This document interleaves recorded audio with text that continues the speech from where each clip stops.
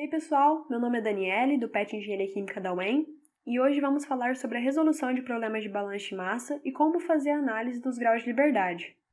Então, relembrando um pouquinho sobre as aulas anteriores, foi falado sobre o que é o balanço de massa e as suas aplicações no dia a dia de uma indústria, também sobre a classificação de processos, que se dividem em processos em batelada, contínuos e semi-batelada, e estes ainda podem ser processos em estado estacionário ou estado transiente. E por último, foi vista a equação geral do balanço de massa. É muito importante que você se lembre desses conceitos na hora de resolver o exercício. Bom, primeiramente, para que você consiga resolver problemas de balanço de massa, alguns procedimentos são essenciais. Por exemplo, é necessário que você saiba como representar um processo químico através do fluxograma. Também, saber escolher a base de cálculo para o seu problema. Saber definir quais são as equações independentes, para que com isso você saiba fazer a análise dos graus de liberdade. Então, estes serão os tópicos da aula de hoje. Começando pelo fluxograma, eu gostaria de esclarecer que todos os problemas de balanço de massa são variações sobre o mesmo tema. Dados os valores de algumas variáveis das correntes de entrada e saída, deduza e resolva as equações para descobrir as outras variáveis. Mas então você pode se perguntar, por que é tão importante fazer o fluxograma?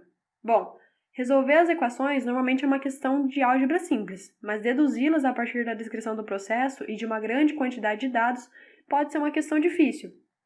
Esse texto, por exemplo, tem muitas informações e você precisa organizá-las de uma maneira que você possa resolver, e a melhor forma de fazer isso é através de um fluxograma. Um fluxograma é a representação da sequência das etapas de um processo. Você pode usar caixas ou outros símbolos para representar as unidades do processo, por exemplo, reatores, misturadores, evaporadores, e setas para representar o sentido das correntes de entrada e de saída. Existem vários tipos de fluxograma, desde os mais simples, que é o que iremos usar, aos mais complexos.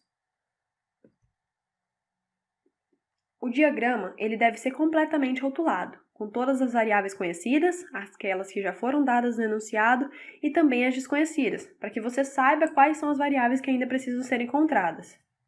Para as variáveis que ainda são desconhecidas, você precisa adotar símbolos para representá-las. Normalmente são utilizados esses símbolos representados: M para massa, N para mol, V para volume, X para fração molar ou mássica, e quando queremos representar a vazão, é a letrinha correspondente com um ponto em cima. Bom, então vamos fazer um exemplo para colocar em prática tudo o que vimos até agora. Um experimento sobre a taxa de crescimento de certos micro-organismos requer um ambiente de ar úmido rico de oxigênio. 3 correntes de entrada alimentam uma câmara de evaporação para produzir uma corrente de saída com a composição desejada. A. Água líquida alimentada na vazão de 20 cm3 por minuto. B. Ar, 21% molar de oxigênio e o resto de nitrogênio. C. Oxigênio puro com uma vazão molar de 1/5 da corrente B. O gás de saída é analisado e contém 1,5% molar de água. Desenhe e rotule o fluxograma do processo. Bom, então agora vamos demarcar as informações que nós temos para poder desenhar o fluxograma. Então, são 3 correntes de entrada que alimentam uma câmara de evaporação para produzir uma corrente de saída. As 3 correntes de entrada estão aqui, estão todos esses dados. Então, a corrente A é uma corrente de água líquida, alimentada numa vazão de 20 cm3 por minuto. A corrente B é uma corrente de ar, 21% molar de oxigênio e o resto de nitrogênio, então o resto seria 79%. E a corrente C, de oxigênio puro, com uma vazão molar de 1/5 da corrente B. O gás de saída é analisado e contém 1,5% molar de água. Desenhe e rotule o fluxograma do processo. Bom, começando então, nós temos uma câmara de evaporação que tem 1, 2, 3 correntes de entrada e uma corrente de saída. Agora, colocando as informações que nós temos sobre as correntes, nós temos que a corrente A é alimentada na vazão de 20 cm3 de água por minuto, mas nós não sabemos a vazão molar dela, então vamos representar por NA. Para a corrente B, nós também não sabemos a vazão molar, então vamos representar por NB, mas nós temos a composição, 0,21 mol de O2 para mol e 0,79 mol de N2 para cada mol. Para a corrente C, nós temos que ela é 1/5 da corrente B. 1/5 é a mesma coisa de 0,02. Então, aqui nós representamos 0,02 vezes a vazão molar de B. A corrente de saída, nós também não sabemos a vazão molar, então representamos por NS, nós temos a composição molar da água, que é 0,015. Nós não temos a composição de oxigênio e nem a de nitrogênio, mas nós sabemos o quê? Que essa soma dessas composições tem que ser igual a 1. Tirando de 1 esse 0,015 que nós já temos da água, sobra 0,985. Então, isso é o correspondente a essas outras duas composições.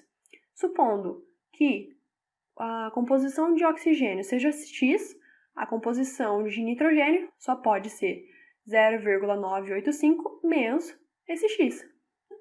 Esse é o fluxograma que nós temos até o momento. Então, agora sobre base de cálculo.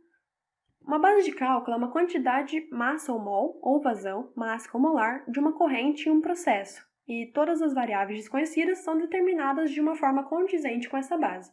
Normalmente, essa base é dada no enunciado do problema, mas se nenhuma quantidade for dada, você pode adotar uma, por exemplo, 100 kg ou 100 kg por hora. No exemplo que estávamos resolvendo, o exercício diz qual será a base de cálculo, não diretamente, porque ele só dá que a vazão de A é de 20 centímetros cúbicos de H2O por minuto. Mas a gente pode calcular NA a partir disso. Como? Transformando esses centímetros cúbicos por minuto em uma vazão em mols por minuto. A gente vai fazer isso usando a conversão de unidades, que foi ensinada na aula IEQ 01. Então, vamos lá. 20 centímetros cúbicos de água por minuto, vezes... Nós sabemos que 1 grama de água é igual a 1 centímetro cúbico, e 1 mol de água é igual a 18 gramas. Então, cortando aqui as unidades iguais, nós temos que 20 dividido por 18, mol de H2O por minuto é igual a corrente NA. Então, 20 dividido por 18 é igual a 1,11 mols de água por minuto. Agora a gente já pode substituir isso lá no nosso fluxograma, e agora a gente já tem nossa base de cálculo. Agora sobre equações independentes. Equação independente é qualquer informação que possa ajudar a encontrar o valor de alguma composição desconhecida. Pode ser um balanço de massa, alguma proporção entre as correntes, entre outros. Algumas regras são: o número máximo de equações independentes que podem ser deduzidas escrevendo balanços em um sistema não reativo é igual ao número de espécies químicas nas correntes de entrada e saída. Então, por exemplo, se em um exercício há somente 2 substâncias que compõem a corrente, haverá somente 2 equações independentes utilizando o balanço de massa. Ainda pode haver outras equações independentes, utilizando, por exemplo, alguma proporção dada, como eu disse antes. O balanço de massa global ele não é considerado uma equação independente, pois é a soma dos balanços de massa por componente, o que o torna linearmente dependente, mas você pode usar ele na resolução dos exercícios para facilitar os cálculos. Então, voltando ao exemplo anterior, vemos que existem 4 balanços de massa, um para cada componente das correntes, para o oxigênio, para a água e para o nitrogênio, e o balanço de massa global. Mas, seguindo as regras que nós vimos agora, sabemos que o balanço de massa global ele não é considerado uma equação independente. Então, somente essas 3 podem ser equações independentes. Então, no caso do nosso exemplo, nós temos 3 equações independentes. Partindo para a análise de graus de liberdade, existem problemas em que não há informação suficiente para descobrir todas as variáveis, e antes de qualquer cálculo, é possível determinar se o problema pode ou não ser resolvido, usando a análise de graus de liberdade. Para fazer a análise de graus de liberdade, você deve desenhar e rotular completamente o fluxograma de processo, contar as incógnitas, as equações dependentes e subtrair um número do outro. Então, aqui nós temos a fórmula, o número de graus de liberdade é igual ao número de incógnitas menos o número de equações independentes. Se o número de graus de liberdade for igual a 0, o problema pode ser resolvido. Se o número de graus de liberdade for maior que 0, pode ser que estejam faltando relações, ou que o problema esteja subespecificado. Se o número de graus de liberdade for menor que 0, pode ser que o diagrama esteja mal rotulado, ou que o problema esteja especificado com relações redundantes e possivelmente inconsistentes. Bom, então vamos fazer a análise de graus de liberdade do exercício que estamos resolvendo. Então aqui é a fórmula. Já vimos definido que as equações independentes para esse problema são 3. Balanço de massa para o oxigênio, balanço de massa para a água e o balanço de massa para o nitrogênio. E as incógnitas são NB, NS e X. Então, são 3 incógnitas e 3 equações independentes. Substituindo na fórmula, nós vemos que o número de grau de liberdade é 0 Então, o problema pode ser resolvido. Agora vamos terminar de resolver o exemplo. Então, primeiramente, começando pelo balanço de massa para água, temos água somente na corrente NA e na corrente NS. Então, tudo que entra tem que ser igual a tudo que sai.